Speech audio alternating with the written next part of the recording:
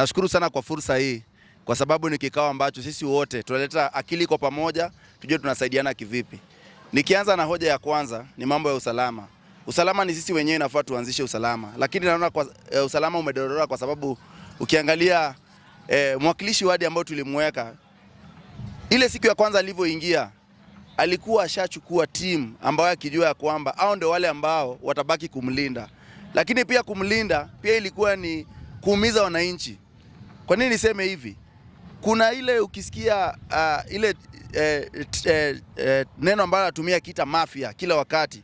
Mimi sikatai, nasema ni ukweli kwa sababu ametengeneza kakuna, ametengeneza group yenye anajua hiyo ndio itakuja kumlinda. But baada ya kumlinda ni pia sisi inatuumiza.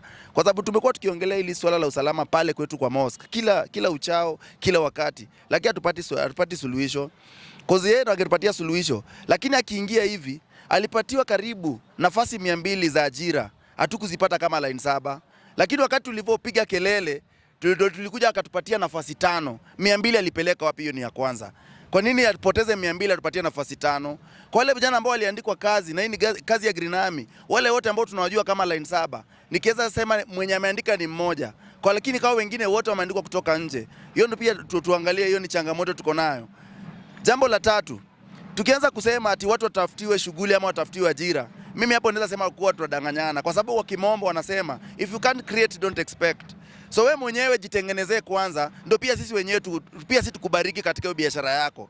Kwa sababu kama huwezi jitengenezea, unataka tukutengenezee vipi? Tuko na mandugu zetu, madada zetu ni wa Burundi. Wanauza kahawa kila siku na si wa Kenya. Wanatengeneza pesa kutoka kwetu. Kwa nini sisi tusijitafutie ajira, alafu tukuje tuseme tumeshindwa kupewa support? Kwa sababu hii support tunataka tufanye hata kama ni kwa serikali vile iko. Mingi na deal na youth groups. Wanataka watu wakiungana pamoja ndio watapewa pesa wafanye mradi. Lakini wewe peke yako ukisimama peke yako hauwezi pata mradi. Jambo la 4, nitaingia kwa administration na nikianza ni kwa chief. Mimi administration ya chief ni marafiki zangu lakini bado ni maadui. Kwa sababu nakumbuka kuna wakati ambapo tulikuwa na kikao kuhusu mambo ya madawa. Tukaongelea mambo ya madawa vile ina jinsi ina affect vijana wetu katika mtaa. Na nakumbuka mimi na ndugu yangu fulani tulienda katika ile ofisi. Tuka pinpoint tukasema hapa na hapa na hapa kunauza madawa. Vile ofisi ya chief ilienda na watu fulani maaskari pale, walitaja majina yetu. Wakasema tumetumwa na kina fulani tukuje tuangamize hii miadarati. So hao ndo watu wa kwanza ambao wanafaa waanze kwa mstari wa mbele. Wakisha kwamba usalama wetu umedumishwa na umekuwa ni usalama ambao sisi wenyewe tutaridhika kama wana line 7 na pia sisi wenyewe tutasema vitu zetu ziko sawa. Bwana Speaker, najua umesema niko na mengi.